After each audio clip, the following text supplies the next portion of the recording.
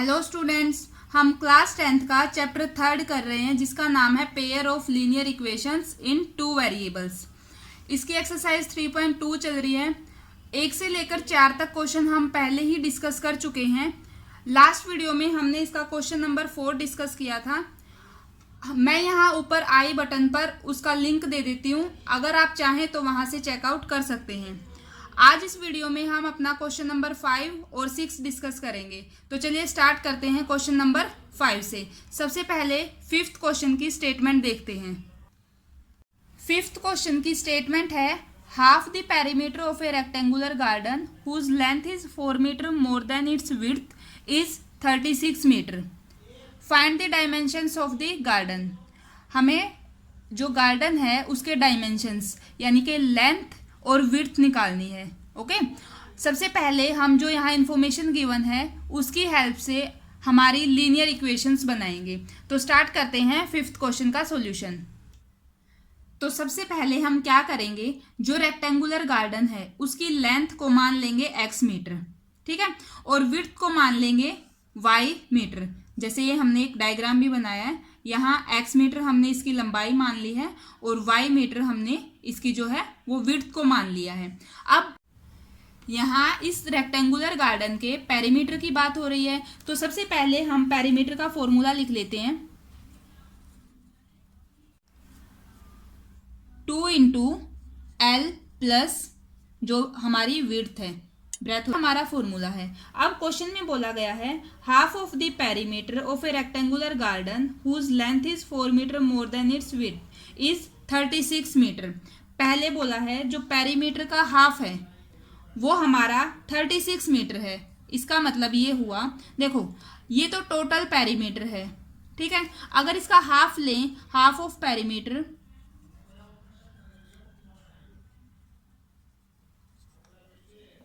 वो कितना हो जाएगा, अगर मैं इसका हाफ करूं तो वो आ जाएगा L प्लस डब्ल्यू।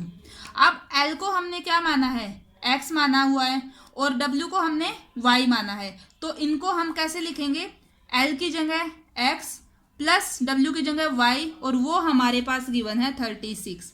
एक इक्वेशन हमारे पास ये आ जाती है। सेकेंड इक्वेशन में बोला गया है, whose length is 4 metre more than its width. ये लेंथ है, ये हमारी विड्थ है। लंबाई जो है वो इसकी विड्थ से 4 मीटर ज़्यादा है। ये ज़्यादा है ना, तो अगर मैं इसमें 4 और ऐड कर दूं तो दोनों इक्वल हो जाएंगे, है ना। अब लंबाई को हमने क्या माना है, x माना है, और विड्थ को हमने क्या माना है, y प्लस 4।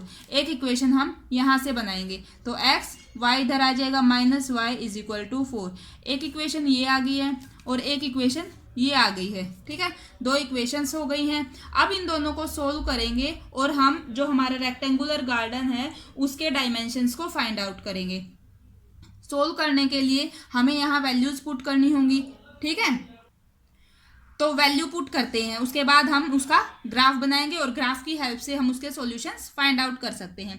अगर हम इस इक्वेशन की बात करें फर्स्ट की, यहाँ हम आप देख रहे हैं राइट हैंड साइड में 36 है, तो थोड़ा बड़ा नंबर है, तो इसीलिए हम x और y की जगह 0 ना रख के थोड़े बड़े नंबर रखेंगे, ताकि हमारा दोनों साइड बैलेंस हो जाए, ताकि जो हमारा ग्राफ है वो ज़्यादा लंबा ना बने। तो उसके हिसाब से अगर हम x की वैल्यू को 16 पुट करते हैं, ठीक है, तो y क्या आ जाएगा, देखो y आ जाएगा, ये 16 उधर जाके माइनस हो जाएगा, और जब हम इसमें से 16 माइनस करेंगे तो y की वैल्यू आ जाएगी 20।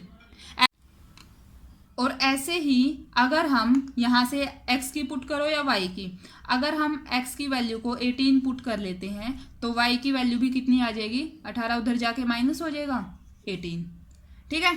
फर्स्ट के लिए तो दोनों सॉल्यूशंस आ गए हैं। अब करते हैं सेकंड इक्वेशन के सॉल्यूशन फाइंड आउट करते हैं। यहाँ से अगर हम x को 0 रखते हैं, ये 0, ये आ गया मेरे पास minus y is equal to 4। इसका मतलब y की वैल्यू आ गई माइनस 4। अगर y को 0 रख दें तो x की वैल्यू आ जाएगी प्लस 4, ठीक है। अब इन दोनों की हेल्प से इन सॉल्यूशंस और इन सॉल्यूशंस की हेल्प से ग्राफ प्लॉट करेंगे।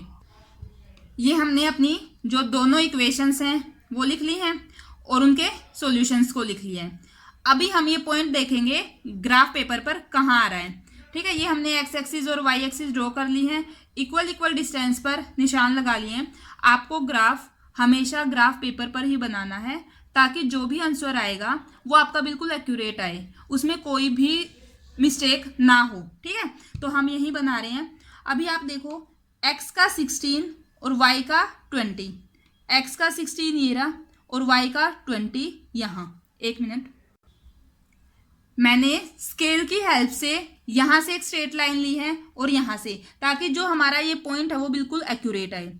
जब आप ग्राफ पेपर पर इसे ड्रॉ करोगे तो आपको ये लाइंस ऐसे लेने की ज़रूरत नहीं है, वहाँ ऑलरेडी लाइंस गिवन होती हैं, तो आपको वहाँ से हेल्प मिलती है। आपको ये ऐसे लाइंस लेने की ज़रूरत नहीं होती, आपको एक्यूरेट पोजीशन मिल जाती है। ठीक है, तो ये तो हमारा पॉइंट हो गया कौन सा, 16 और 20।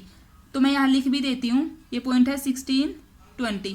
पहले हमें x की वैल्यू लिखनी होती है, उसके बाद y की। अब सेकंड देखते हैं, x का भी 18 और y का भी 18।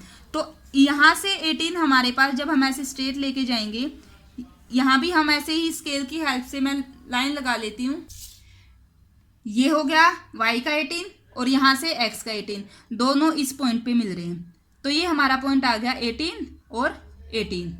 अब इन दोनों पॉइंट्स को हम स्केल की हेल्प से ज्वाइन करेंगे। ठीक है, ये आ गया हमारी फर्स्ट इक्वेशन की लाइन इसकी।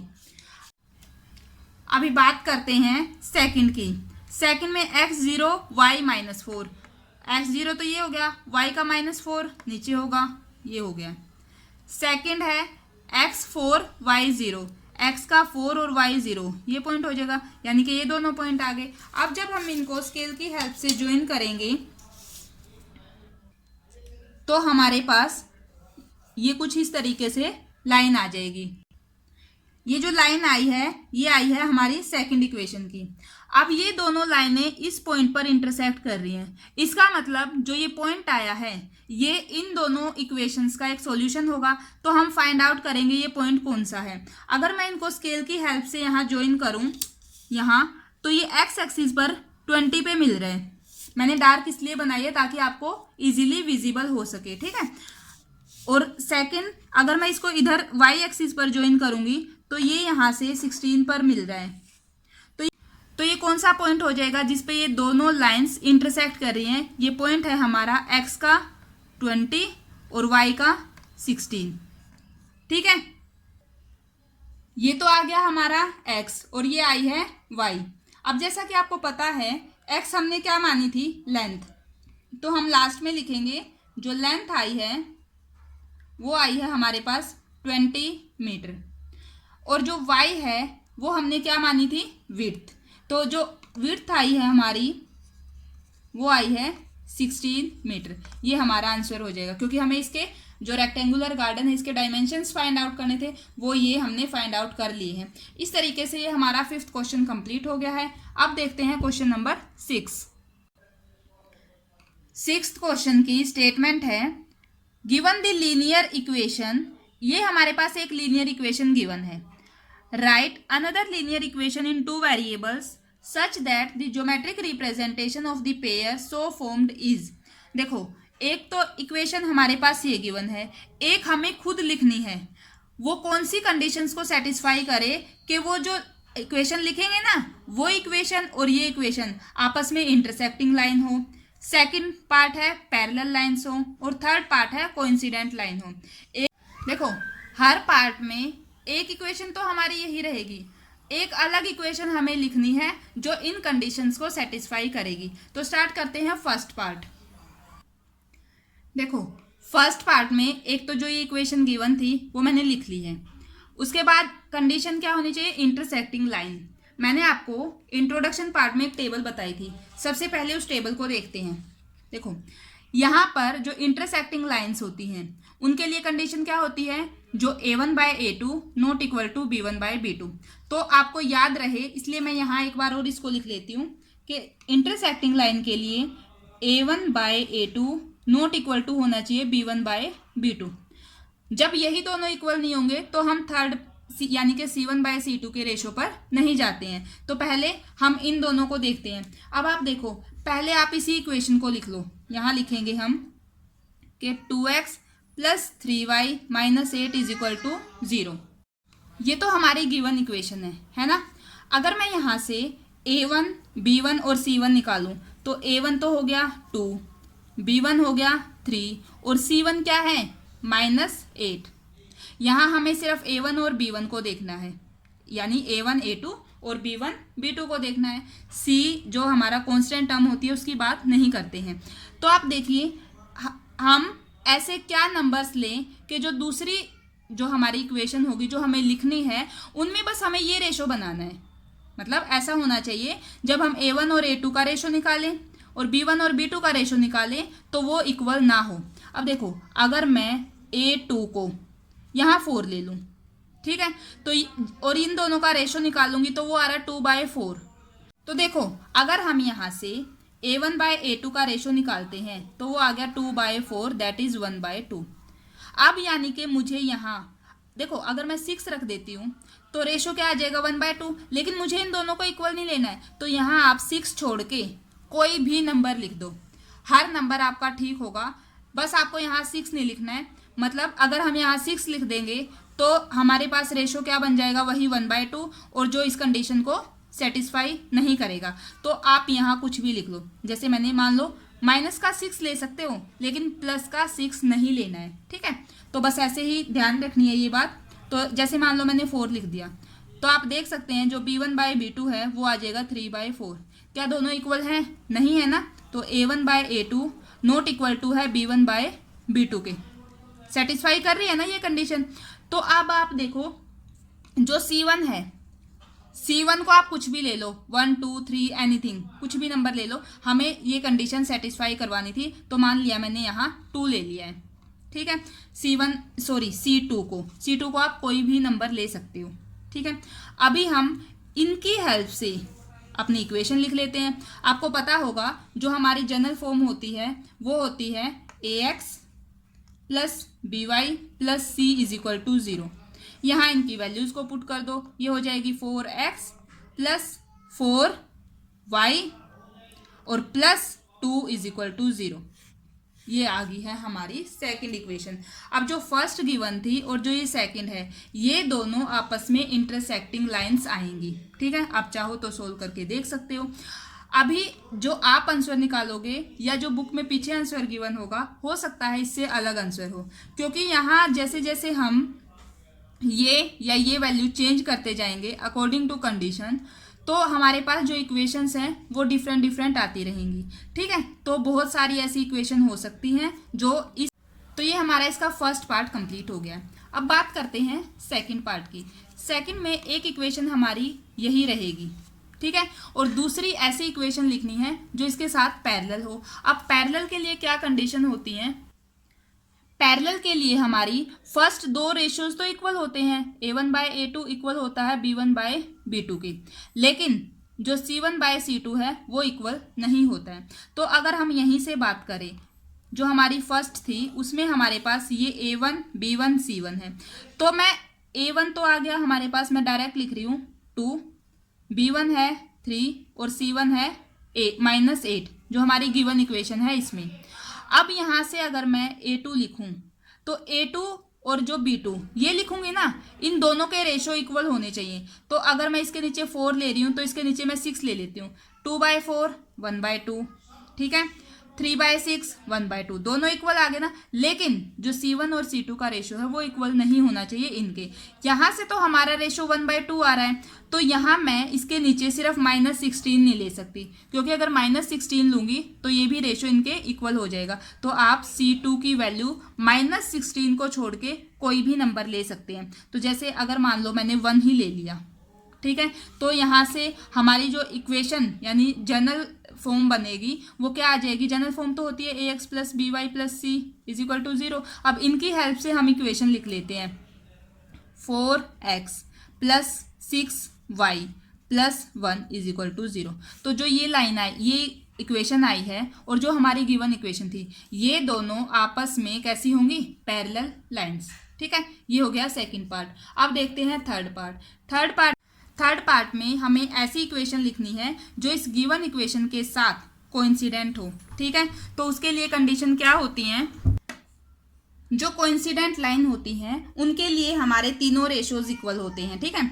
यानी A1/A2 is equal to B1/B2 is equal to C1/C2, ये होता है हमारा कोइंसिडेंट लाइन के लिए। तो देखो जो हमारी पहली इक्वेशन गिवन है वो है 2x + 3y - 8 is equal to 0। यहाँ से जो हमारा A1 वो 2 है, B1 3 है और C1 - 8 है, ठीक है। ये तो हो गए A1, B1 और C1। अब सेकंड जो A2, जो B2 और C2 ये हमें निकालने हैं, ठीक है। हमें ऐसे नंबर्स लेने हैं यहाँ कि जो ये रेशियोज हैं वो इक्वल हो जाएं, ठीक है। आप देखो जो हमने ये फर्स्ट पार्ट किया था, या आप सेकंड को, इनकी हेल्प ले सकते हो आप। देखो जब ये यहाँ हमने A1/A2 निकाला वो आया हमारा, अगर मैं सोल्व करके दिखाऊं, A1/A2 कितना आया था 2/4 मतलब 1/2, ठीक है। अब B1/B2 कितना आया था हमारे पास 3/6 यानी कि वो भी 1/2। ये दोनों तो इक्वल आ गए हैं, मुझे दिखाना है C1 और C2 को भी इक्वल, तो आप यहीं से ले लो C1/C2। C1 कितना है -8। मैं देखो ये दोनों तो रेशियोज हमारे इक्वल हो गए हैं, मुझे इसमें लेना है इक्वल C1/C2 को भी इनके इक्वल, ठीक है। तो मैं यहाँ क्या ऐसा नंबर रखूं कि जो ये रेशो है वो भी मेरा 1/2 आ जाए। एक तो ऊपर माइनस है, मुझे नीचे भी माइनस चाहिए, और मैं नीचे इसका डबल लिखूंगी ना, यानी कि 16। जब मैं इनको सोल्व करूंगी तो ये रेशो कितना आ रहा है 1/2। ऐसे बहुत सारे एग्जाम्पल्स बन जाएंगे। अगर आप यहीं अपना जो रेशो है उसको कुछ और बना दोगे तीनों में, तो आपके जो एग्जाम्पल हैं वो भी अलग अलग हो जाएंगे, समझ रहे हो। तो अब जैसा हमने यहाँ ये एग्जाम्पल लिया है, इनसे अगर हम देखें तो A2 मेरा 4 लिया है मैंने, ठीक है। B2 हमने 6 लिया है और C2 मैंने -16 लिया है। ये कितना लिया हमने -16। तो इनकी हेल्प से आप अपनी इक्वेशन लिख सकते हो। इक्वेशन हमारी हो जाएगी, हमारी होती है AX + BY + C = 0। तो आप इनकी हेल्प लो, 4x + 6y माइनस का 16 = 0। तो हमारी जो ये आई है ये इक्वेशन, और जो हमारी गिवन थी, ये दोनों आपस में कैसी होंगी, कोइंसिडेंट लाइंस। तो इस तरीके से आप डिफरेंट एग्जाम्पल्स दे सकते हो सकता है आपका आंसर बुक में दिए हुए आंसर से मैच ना करे या फिर मेरे आंसर से भी मैच ना करे, तो ऐसी कोई बात नहीं है कि वो आपका आंसर गलत ही होगा। तो ये हमारा क्वेश्चन नंबर 6 जो है वो कंप्लीट हो गया है। इस एक्सरसाइज में एक क्वेश्चन और बचता है, क्वेश्चन नंबर 7, वो हम नेक्स्ट वीडियो में डिस्कस करेंगे। तो स्टूडेंट्स ये थी हमारी आज की वीडियो। अगर आपको मेरी वीडियोस अच्छी लग रही हैं, आपके लिए हेल्पफुल हैं, तो प्लीज़ वीडियो को लाइक करना, चैनल को सब्सक्राइब करना और अपने फ्रेंड्स के साथ शेयर करना। Thank you.